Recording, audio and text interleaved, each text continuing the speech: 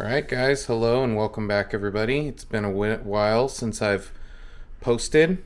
Um, this is just kind of a channel update video and a build update video. So as you can see here, I guess you could say that this is no longer the one and only BC3. I changed up Freak a little bit. I reprinted the chassis, and I have the chassis actually in its raw form.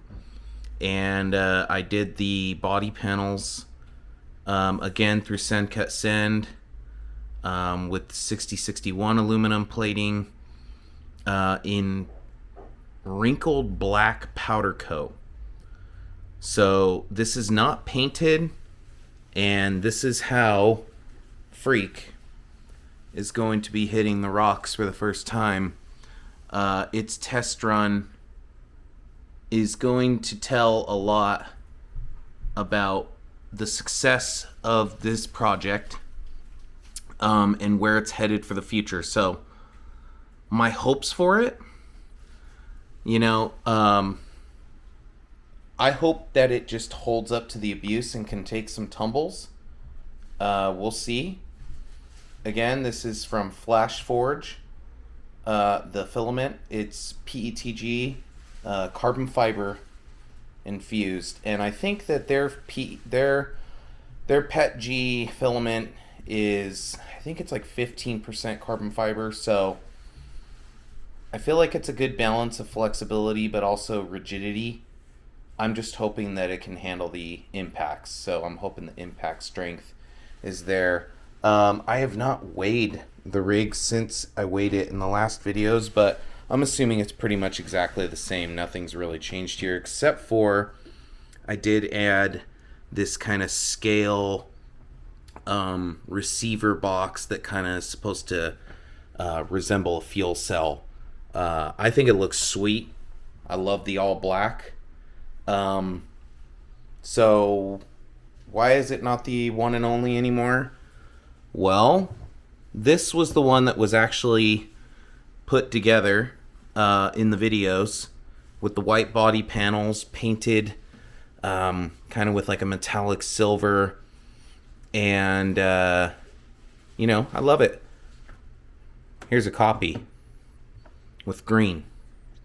So when I contacted Crawler Canyon and asked them what color would you choose if you had to choose between this list, he chose green. He doesn't even know what he's getting. I know I promised, I think in the videos, that I would be sending this chassis off with a Amazon Dig Box transmission with it. That's not going to happen. I'm a little tight on finances, to say the least. So for the channel, I'm going to be kind of restructuring how I do things for quite some time. I'm still going to make content. That's the most important thing. I can't really be doing endless builds like I've been doing. It costs a lot of money to do these builds. I mean, Freak here, this was not cheap, to say the least. It really was not cheap. God damn, that looks good. I really like how this came out. I love the design of the chassis. So this one right here in white and silver is the first kind of prototype of it. What you see in this, and they both got the exact same kind of like little cheap little receiver box on it to resemble a fuel cell for them. The white one is going to be sent to my first customer who bought the KKV1. His name is Max. He's in Ohio. When he saw the video, he texted me and he was like, "Dude, that thing's awesome. I want one." And I said, "You know what? I'm going to build you one, buddy." So what he doesn't know is I didn't really build him one. I'm just giving him the original prototype. So hope he enjoys this, and I hope he gets to make something sweet out of it. It's not perfect, but, it's something. It's something. And then this one's going to Crawler Canyon. What I can say about the chassis is that I'm kind of praying that they just hold up to the abuse. So You know, this rig here, it's big, really big. You know, here's kind of the chassis. Well, look at how the camera's not even doing it justice. It's very big and it's heavy. It's not lightweight. I think it came in at, what was it, 9.25 pounds. So with these massive tires, the inserts, the weighted front, the four-wheel steer, the motor, trans, everything you're seeing with it is not lightweight. But I do think that most of the weight is unsprung weight. I don't think it is sprung weight. I think that the CG is fairly low. So yeah, you guys are going to definitely see this thing out on the rocks tested as it is. And I'm really praying that it just holds up to the abuse and tumbles and it doesn't break. I know it can crawl and never break without tumbling. I don't know how hard of a fall it can take. And I don't know if this PETG carbon fiber is going to snap or is it going to just be just right. So this is a little bit of R&D going on with this project here. And, you know, if it does break, I'm a little bummed because these two guys over here are going to be going to individuals regardless. They're going. And I hope that they don't break on them as well. So, what's my backup plan if it breaks? I'll tell you. I've been looking into 3D printed aluminum through Craft Cloud Services. And a fairly well-reviewed company in Shenzhen, China, can 3D print in aluminum with SLM technology, the front and the rear chassis, for about $290. And I think that's where this project would go down the road. If this ends up breaking, I don't think reprinting it in another material is the solution. I don't think that plastics are quite there with the strength technology for at least what I'm trying to do in application here. I mean, basically what I have printed is 100% infill, but it's to replicate a tubed chassis rock buggy. I have high hopes for it. 50% of me thinks it's going to take it. It's just going to hold up and I'm solid. And that would mean that this is Freak's final form. That would be super awesome. And then there's the other half of me that's like, I think it's going to take some tumbles, but I don't know if it's going to take an extreme fall where it hits like a sharp, jagged rock. I could see like a section right here or something potentially breaking. I don't think the break would come in the front section. If I had to take a guess, I think it would come in this rear section here. There's definitely some flex. It's strong. It feels really, really strong, but I don't know its impact strength and what it can take.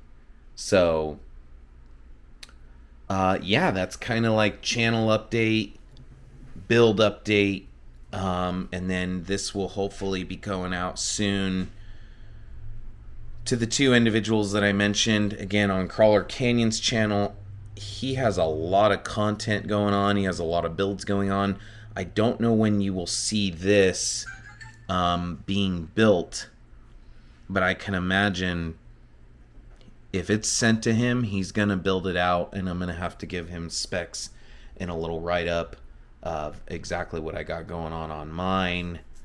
And the two things that I need to print, one each, is on this truck. If you guys remember from the build, or if you're just coming into this, I kind of 3D printed this little adapter plate for the Amazon Dig box, with some brass threaded inserts to attach here at the top, and then two attachments down there with the screws at the bottom, where the original longer, like full-size servo bracket, it would be coming out way out here. It would hit this support bar So this is something that I came up with, so you can use a micro servo for the dig box, and it works just fine. I just got literally a $15 cheap meus servo with a cheap meus, horn on there, servo horn on there to do the shifting, and then I made like a little custom linkage. I think both individuals are very talented builders, and they will have no problem creating a linkage to work with their dig box if that's the transmission that they choose to purchase. But I want to print up those brackets and put the brass inserts for them, so that way all they would have to do is purchase an Amazon dig box online. Crawler Canyon, I believe he gets the 3-colored one that's kind of red, silver, and black and whatnot. I purchased this all black one from like another brand. They're all from the same manufacturer in China. It's all the same dig box. I know this one was $20 cheaper than the $60 one. That's the tricolor. But anyway, that's pretty much where we're at. Yeah. Again, like and subscribe if you like what you're seeing here. We will be testing this rig very, very soon on the rocks. It's starting to cool down here a little bit in Southern California. It's not too bad. And, truthfully, the test run with this video, or with this rig, it's my first class 3, my first rig with rear wheel steer and dig and it's got all the cool things. I'm just hoping it holds up. So, stay tuned. You'll definitely be seeing a test video with this. As for Printy, its nickname is Printy, the Creality K1C. It has been out of commission for printing for like 2 weeks now, and I had reached out to Creality. They got back out to me. Basically, my hot end failed, so they sent me a new hot end, and now it's working perfect again. So, yeah, kind of happy it's back up and running, because now I can print these guys their parts and mail them off. So, yeah, I think transitioning for the channel until I can get my finances straightened out and pay off some debt and whatnot. It's just going to be more away from the build bench, out on the rocks kind of videos. For now, I still have aspirations of building and donating some trucks to some organizations. Definitely still have aspirations of building and selling a custom rig like this on my Etsy. I mean, who wouldn't want to buy this? So high hopes for this thing.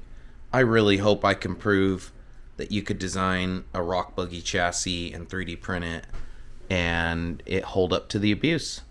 So there you have it, guys. Stay tuned. You're going to see some good stuff come to the channel. It's just going to be a little transition for some time, and that'll just make you look forward to the next build. So take care, everyone. Have a great day, have a great morning, a great afternoon, a great evening, whatever it is to you, and catch you in the next one. Peace out, y'all.